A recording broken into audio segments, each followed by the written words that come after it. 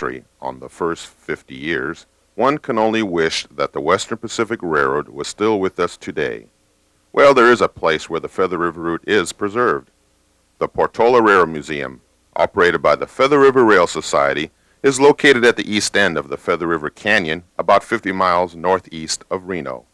Here, the railroad enthusiast can rediscover the past with the present, a living history of how a railroad facility is operated, a purpose of preserving Western railroad history in general and the Western Pacific Railroad in particular. Formed in February of 1983, the Society secured a lease of the former Western Pacific shop facility from the Union Pacific Railroad through the city of Portola.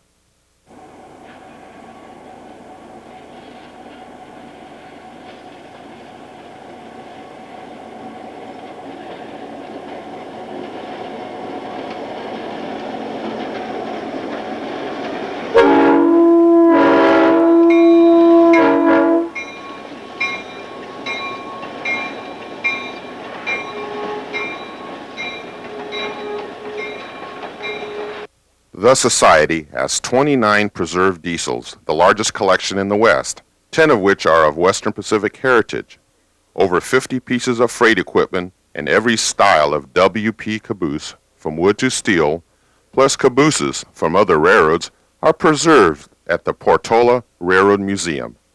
Hello. Welcome to the Portola Railroad Museum. We're housed in this former Western Pacific service facility we've acquired on a long-term lease from the Union Pacific. Part of our work here is restoring the Western Pacific equipment and other historic diesels.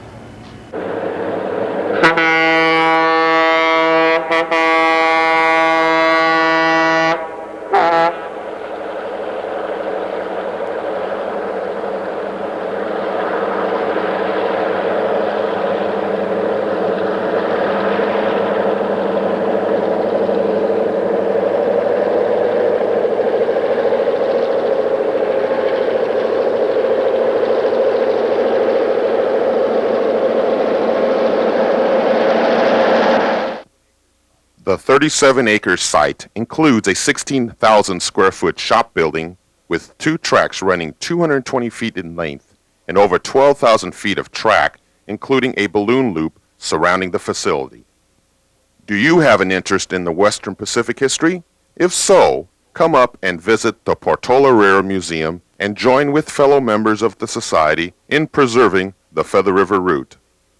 For more information, write to the Feather River Rail Society at P.O. Box 608, Portola, California 96122, or call us at 916-832-4131. If you have enjoyed this graphic history, Catenary Video Productions offers San Francisco Bay Transit Retrospective, compares pre-war rail transit with the present Bay Area rapid transit. Market Street Railway's 40 line on the peninsula and the operation of Southern Pacific's red trains in the East Bay typify the electrified network that surrounds the bay. They're shown in detail, along with the key system and the Northwestern Pacific, and commentary by local historians compares them with present-day Bay Area rapid transit. The Sacramento Northern presents an amazing color picture of this renowned interurban in 1940. And covers the entire line from Oakland to Chico. Regular freights and interurban passenger trains traversed some of California's most scenic areas, such as Redwood Canyon, and served the Sacramento Valley for more than 30 years, as shown by this train on its way to Woodland from Sacramento. Take a Ride on the North Shore portrays the famous Midwestern interurban roaring over Chicago's elevated, as well as through the countryside. This very complete 90-minute coverage shows the entire line, as well as freight, passenger, and maintenance of way equipment during its last 25 years. The story starts with a brief flashback to earlier operation in the 20s. And then provides color images such as the Electroliner hitting 80 in midwinter. Rails to the Redwood Empire details the steam era of the Northwestern Pacific, beginning with the then and now flashbacks of the narrow gauge line from Sausalito to Cazadero. Separate sections cover operations of the electrified Marin commuter lines, the ferry connections to San Francisco, and then follow the main line through the beautiful Eel River Canyon to Eureka.